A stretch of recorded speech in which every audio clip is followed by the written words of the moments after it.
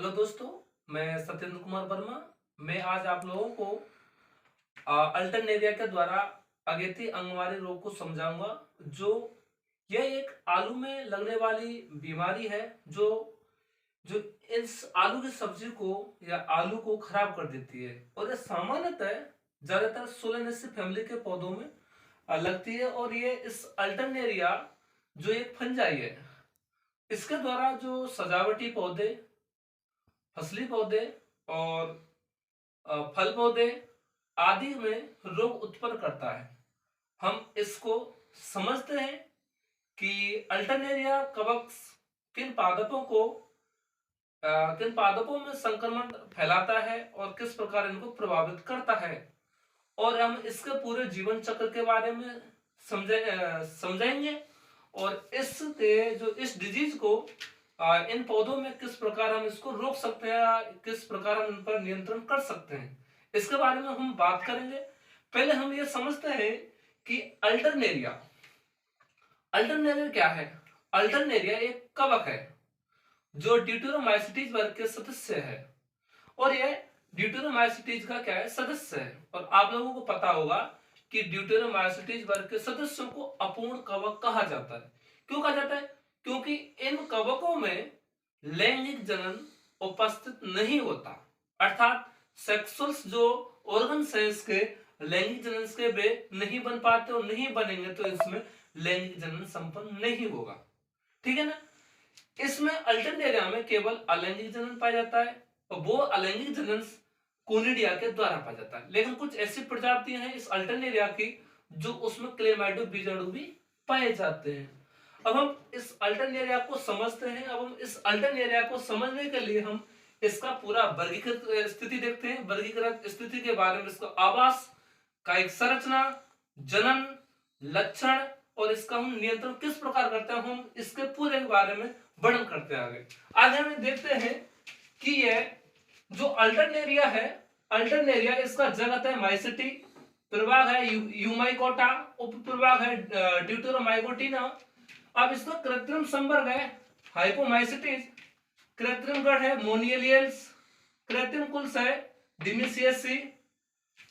और ये तो हो गया इसका वर्गीकृत स्थिति। अब हम देखते हैं इसका आवास। आवास क्या है? क्योंकि ये जो अल्टरनेरिया है ये मृतोपजीवी फंजाई है, मतलब सेप्रोफाइट फंजाई है जो मृत सड़े हुए गले पदार्थों पर अपना क्या करता है, जीवन यापन करता रहता है। और जो अल्टरनेरिया है ये विश्वव्यापी वंश है। विश्वव्यापी वंश का मतलब ये पूरे पूरे विश्व में पाया जाता है, जैसे जापान, चाइना, अमेरिका, इंडिया, इन देशों में पाया जाता है और इनके अलावा भी पाया जाता है। ये सबसे पहले यह रोग जापान में खोजा गया था।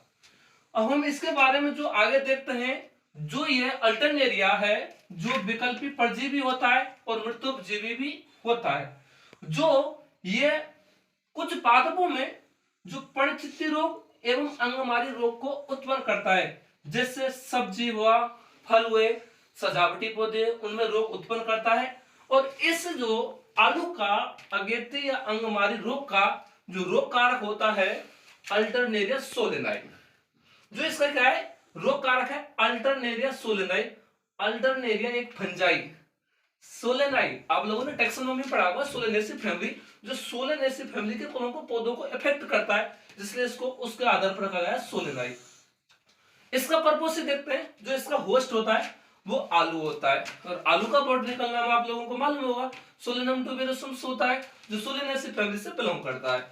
अब हम इसके बारे में जो देखते हैं, जो इसकी अल्टरनेरिया सोलेनाई अल्टरनेरिया की जो कई प्रजाति पाई जाती हैं जो विभिन्न प्रकार के पौधों में रोग उत्पन्न करते हैं। पहला है अल्टरनेरिया ब्रेस्की, जो ये ब्रेसिकेसी फैमिली के पौधों को इफेक्ट करता है, जैसे मूली हो गया और गोभी हो गया, इन पादपों को क्या करता है, संक्रमित फैलाता है। दूसरा है अल्टरनेरिया कुकुमेरिना, और ये कुकुरबिटेसी फैमिली के पौधों पर इफेक्ट करता है। कुकुरबिटेसी फैमिली के जो पौधे होते हैं, लौकी, खीरा, तरबूज आदि होते हैं, जो उन पौधों में जो पर्णचित्ती या अंगमारी रोग को पैदा करता है। अगला है अल्टरनेरिया हेलेंथाइस, जो ये हेलेंथाइस मतलब सूरजमुखी के पौधों में भी अपना संक्रमण फैलाता है और उसमें पर्णचित्ती तथा अंगमारी रोग को उत्पन्न करता है। और इस प्रकार इन पादपों की प्रजातियों के बारे में हम देखते हैं।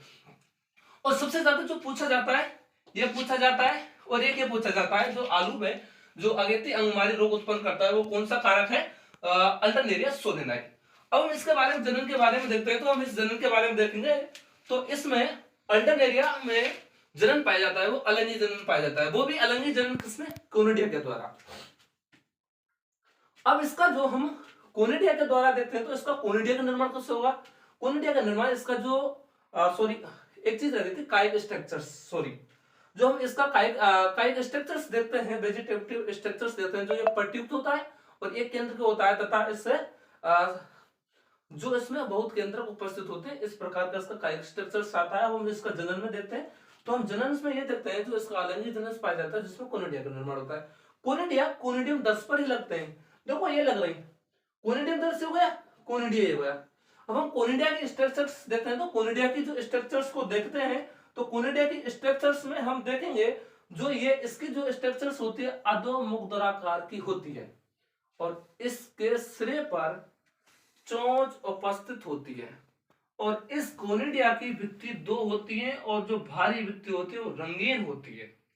और इस कोनिडिया में 3 प्रकार के पट पाए जाते हैं, अनुप्रस्थ पट, अनुदैर्ध्य पट, तिरछे पट। इन पटों का तीनों से ईंट के समान चिनाई दिखाई देती है, जैसे देखो ये दिखाई दे रही, ईंट के समान चिनाई दिखाई देती है, इस प्रकार की संरचना बनती है।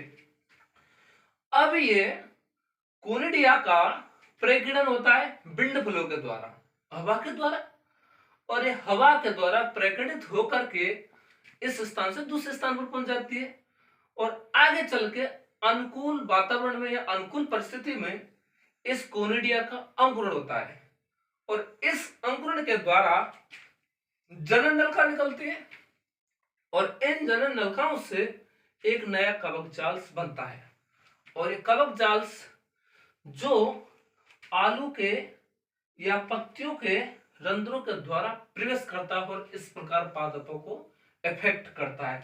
जैसे मैंने आपको चित्र में दे रखा है, ये आलू का स्टेम हो गया, और स्टेम पर क्या लग रही है, पत्ती लग रही है।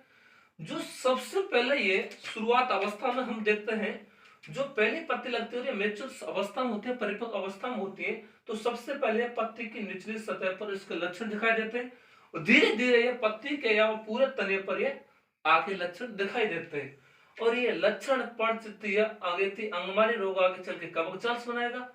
कवक जाल के द्वारा कोनिडिया का निर्माण होगा, कोनिडिया आप लोगों को दिखाई दे रहा है, और कोनिडिया से कोनिडिया का अंकुरण होगा, ये हो रहा, अंकुर से जनन नलिका निकल रही है, और जनन नलिका से नया क्या बना रहा है, कवक जाल, और कवक जाल बना करके आलू को अफेक्ट कर रहा है।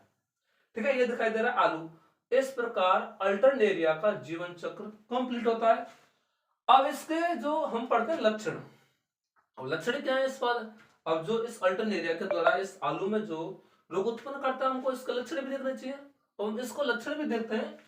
तो हम सबसे पहले देखते हैं इसका फर्स्ट लक्षण है पर्णचित्ती। पर्णचित्ती का मतलब है कि पत्तियों पे इफेक्ट करते हैं, और पत्तियों में हरिमाहीन लक्षण को उत्पन्न करते हैं। हरिमाहीन लक्षण क्या होता है कि जिस पत्ती के जिस क्षेत्र पर जो लक्षण प्रकट होंगे वहां पर क्लोरोफिल एब्सेंट होता है, और ये पत्तियां पीले कलर की या जलने की तरह दिखाई देती है, इसको बोलते हैं हरिमाहीन। दूसरा है, अब ये जो ये रोग उग्र होता है, तो उग्र होने के कारण पादप के सभी भागों को संक्रमित कर देता है। और एक और है, जब शुरुआत अवस्था में देखते हैं इनको, शुरुआत अवस्था में जो मिट्टी में जो जिसमें बीज होते हैं आलू का, तो इसमें क्या है कि कोलर विगलंस रोग उत्पन्न होता है। जो शुरुआती अवस्था में जो आलू बीज को हम बोते हैं, जो वहां से क्या आता है इन्फेक्शन चालू रहता है। अब आ जाती है बात, इसको नियंत्रण किस प्रकार कर सकते हैं, जो आलू का कहते हैं अंगमारी रोग है, हम इसका नियंत्रण करते हैं। एक तो है सस्यावर्तन विधि के द्वारा। सस्यावर्तन क्या होता है, कोई भी पादप इन्फेक्टेड है, इसको ऊपर से काट दीजिए और उसको जला दीजिए, या मतलब फसल में से पादपों को उखाड़ करके जला दीजिए, जिससे ये रोग दोबारा से उत्पन्न नहीं होगा। अगला है कवकनाशियों के द्वारा। कुछ ऐसे कवकनाशी दवाई आती हैं जो इन्फेक्टेड जो प्लांट है उन पर छिड़काव करते हैं, जिनके द्वारा इस फंजाई का क्या हो जाती है, मृत्यु हो जाती है, और पादप दोबारा से स्वस्थ हो जाता है। जैसे 2% जीनेब, सबसे ज्यादा जो फंजाइस की जो कवकनाशी दवा है जीने मोनेम ये ज्यादातर काम आती है। तीसरा है प्रतिरोधी किस्मों का उपयोग। कुछ ऐसी प्रतिरोधी किस्में आ गई हैं जो इन कवकनाशियों के प्रति अपनी मतलब क्षमता दिखाती हैं, जो मतलब इन पर इन्फेक्टेड नहीं होने देती। और अन्य विधि भी है जिसके द्वारा हम इस रोग को हम नियंत्रित कर सकते हैं। जैसा कि मुझे उम्मीद है आप लोगों को समझ में आया होगा। ये टॉपिक बहुत सरल है और ये ज्यादातर पूछा भी जाता है। और सबसे इसमें से क्वेश्चन बनते हैं इसका, रोग कारक क्या है, परपोषी क्या है, और ये किस उपप्रभाग के फंजाइस आता है, डिटोरोमाइकोटिना, जिसमें मैंने आप लोगों को बता देता है इसमें इसको अपूर्ण कवक बोलते हैं, तो इसमें लैंगिक एब्सेंट होता है। ठीक है भाई, इस वीडियो को लाइक एवं शेयर करें। थैंक यू कर दें।